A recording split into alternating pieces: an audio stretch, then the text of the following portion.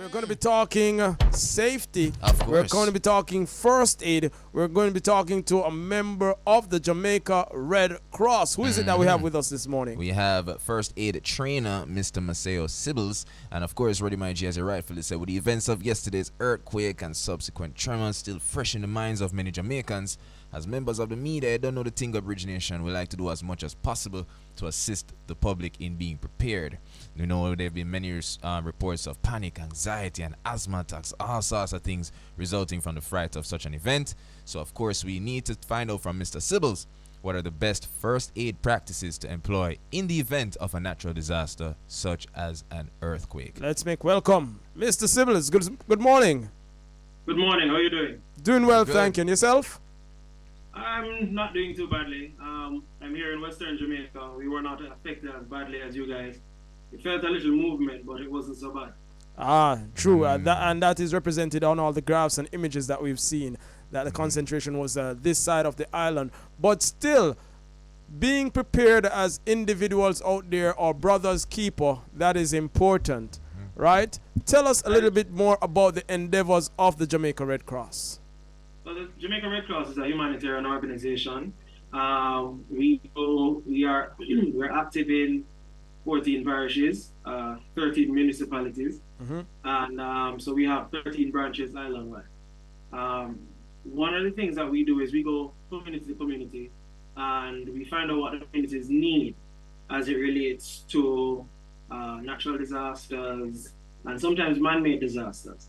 So we do projects all over the island from time to time, and of course we're an auxiliary to the government where we assist with all things disaster. We also support the health and wellness portfolio, and we are first aid and CPR instructors. We do shelter management. So we do a lot of things to support the disaster response process. Disaster response process. I'm going to give you two parts now: the preparedness and the reaction. Mentally, how do we prepare for an earthquake? What are the things that should be registered in our subconscious that we do instinctively when we feel the earth shake? And subsequent to that, we'd have heard of reports of panic attacks, asthma attacks. How do we, as somebody who's not even trained, but just my neighbor's keeper, if I see somebody experiencing a panic attack, what can you share with us? What information can you share with us as to the appropriate response? All right, so let's first look at what do you do in the event of an earthquake. So step one, which is pretty straightforward, stop what you're doing. I'd love to tell you not to panic, but what I'm going to say is as calm as you possibly can. What you want to do is you want to drop to the ground, and the reason we do this is that the earth is moving on underneath your feet. I know people have this tendency to want to run out of a building because yes, they need to get outside, it's safer out there. But just think about people who walk normally on the ground. The ground not moving, it's quite sturdy, it's safe, and they're tripping over their own feet. Imagine when the ground is moving on the feet. It's a lot more dangerous to be running out of the building because you're going to have debris which may be falling at the time of the earthquake. So it's in your best interest when the earthquake starts to stop what you're doing, drop to the ground or get to the closest area of cover and then hold in place until the earth stops shaking. At that point, you can try to make your way safely out the building and get to the designated assembly area. It's also important to note that in the event that you don't have any cover, any suitable cover, if you have a door jamb that's still functional, yes, I know it's the old time technique, but I mean, if you don't have any cover, that's maybe the next safest place. Still, you're going to drop, duck, cover. Right? So you drop, cover, and hold even at the door jamb. All right. All right. And just working on the next part of the question, Mr. Sibbles, in terms of, because what I noticed from myself yesterday, I think I was relatively calm. And I've heard many scenarios where persons who were like-minded saw persons around them panicking, and there were no first, aid responses anywhere in sight, but they just didn't know what to do. So how can I navigate that, as Roddy asked earlier? How can I identify that, oh, look, my neighbor is panicking, and what should I do? All right. Well, you can identify that somebody is panicking just by looking at it. One of the challenges that you're going to have in any situation like an earthquake is that feeling that you have no control. which truth be told, the only thing you can control is yourself. Now it's important to note that because persons are going to panic, persons are going to run up and down, persons are going to move left when they should have been moving right. It's a natural reaction, a natural panicked reaction to the situation or the circumstance. Now, what's important for you as the trainer. Sorry, go ahead, continue. Calm them down, speak in a very smooth, calm, low voice, so that they can be comfortable or comforted just by your tone. That's step one. Tell them to breathe deeply and slowly. If it is that they seem to be having a panic attack specifically, you can get them a paper bag to blow into and slowly breathe into it. The reason for this is simple. You want them to focus on something by slowing down their breathing. That will subside the panic attack quickly, and it will allow them to function. So it's important to know you need to stay calm. At least one person needs to be calm in this situation. And that person will now allow the entire group to slowly start becoming calm and coming to grips with what has happened. Now, another thing in disaster situations that where there is a physical injury, we like to grab up people and move them. If the worst is come to pass and you realize that somebody has been physically injured, are there any steps or guidelines that you can share with the public? All right, that's a little tricky. We always want to get persons to the best possible care as quickly as possible. That's Jamaicans, and that's who we are. Now, the challenge that we have with that is that in some instances, if you move an individual, you may be causing their death. Now, that's something that we train persons to do in our first aid course. It's a part of our first aid course that is offered at the Jamaica Red Cross. We call it Transporting the Injured. And even while training persons and going through the rigors of how to move an individual, when to know when not to move an individual, if you can move the person by your own or you need help. When we go through those things in the course, there is still one overarching piece of information that we give you.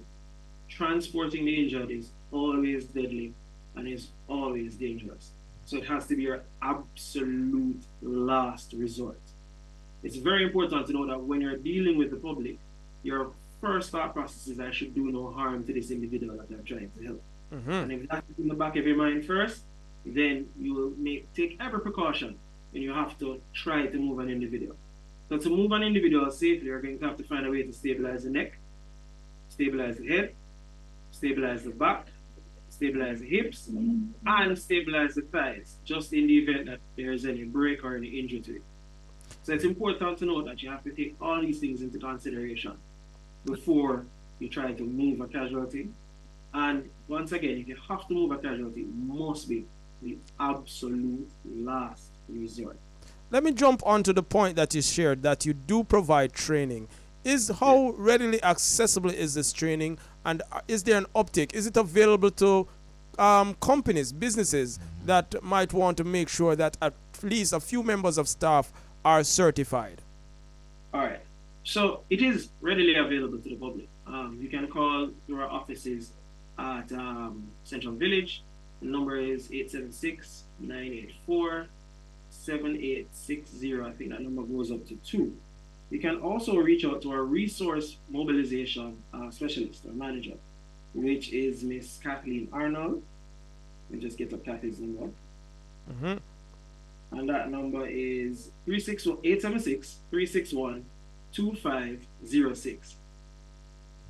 Let me give you that again. It's 876-361-2506. All right, thank you for that, Mr. Sibbles. In terms of and we offer more than just first aid training. Okay. Because we do offer psychosocial support. So in the event that, psychosocial first aid, which comes as a form of support. But in the event or after these incidents, persons are going to need some reassurance, a way to identify those who are not coping, a way to identify those who absolutely need professional follow-up. And so our psychosocial first aid course will allow you, persons in your team, to identify these individuals, give them some amount of reassurance shortly thereafter the incident or accident, and then allow them to be funneled into professional medical help if that is what is required. Understood. Mr. Sibbles, my question is in terms of first aid response all over the island, regardless of disasters, throughout the years, are you impressed with what you're seeing, not only from the Jamaica Red Cross, but just generally, and especially from yesterday? What's your thought in terms of first aid response after yesterday's activities? Truth be told, it's going to be difficult for me to speak about the first aid response to yesterday's incident because I just wasn't there. Right. I would have seen clips and videos as it relates to, property damage, places being demolished, and not so much the personal interaction of persons who would have been trained in first aid or even psychosocial first aid. Right. So it's going to be difficult for me to speak on that. What I can tell you is that Jamaica Red Cross does a lot of first aid training. We train a lot of institutions and entities, corporate, schools, individual groups, community groups, persons who are looking just to increase their own personal capacity. And so when it comes to first aid training, I know we're engaging a lot of individuals. And I don't think we're engaging anywhere near enough. So I think this needs to be, I don't want to say mandatory, I think it needs to be taken up by the entire populace. Because training in first aid helps you to know what to do. And some of the panic attacks that you have, some of the asthma attacks triggered by the emergency situation, which is an emotional response, it can be managed if you are trained. So if you are trained, it is a lot more comfortable for you to manage some situations. And that is not, let's say for instance, that's not guaranteed by any stretch of the imagination, but it is shown that most persons who are trained and know exactly what to expect, well, I can't say exactly what to expect, but know relatively what to expect, and also know what to do in the event of the emergency, tend to respond better. I'm reflecting as we're having this conversation as to what I witnessed yesterday. You were in the West, I was right in the heart of New Kingston, right in the business district. And this conversation has spurred some thoughts. The response that we'd expect, you mentioned something, your assembly point. I didn't see businesses, I didn't see staff members exiting the business or taking any time to assemble to do a head count to make sure that everyone is safe. There was just no structured response. It happened, we felt it, and it was business as usual. Is that acceptable? Should we be going along as that? Are there lessons to be learned from yesterday? What are the lessons that we should take away from yesterday? Significant lessons. One, you must have a plan. And having a plan and not disseminate it to the persons that work at the location, that utilize the facility, that are at the schools, that are at the hospitals. If you don't disseminate it and test it and make them familiar with it, the plan is pointless and useless. So one, you have to have the plan, step one. But two, you then need to test your plan, and you need to introduce this plan to everybody that is going to interact with this plan. Your employees, all members of staff. If you have security personnel on board, they must know the plan as well. And so the movement after the earthquake, the things that need to be done after an earthquake or any natural disaster should be a part of that plan. And of course, persons then should know the plan. And you should refresh them ever so often. I'm not saying take down work time for days at end. However, they need to ensure that plan is ready and will be executed properly. And the only way you can do that is to test it. Wonderful conversation, so Sibbles. I am keen on the public being aware of how to respond in face of a disaster, and you've helped us to just spur on some thoughts as to what we can do and what resources are available to us. We congratulate the Jamaica Red Cross on the work that you've been doing and you continue to do, and we thank you for taking the time to chat with us this morning. It's been a pleasure. And my one statement to Jamaica would be reach out. Reach out to your neighbors, talk to your neighbors, talk to your community, set up your groups, get trained. Get trained in first aid, get trained in CPR, get trained in emergency response. The Red Cross is here for you. We provide these services and we want Jamaica to be more prepared. We want your individual capacity and your community's capacities to be increased. So, get trained. Thank you so much. Red Cross, we're here for you. The outlets to be trained, the outlets to contact you once again.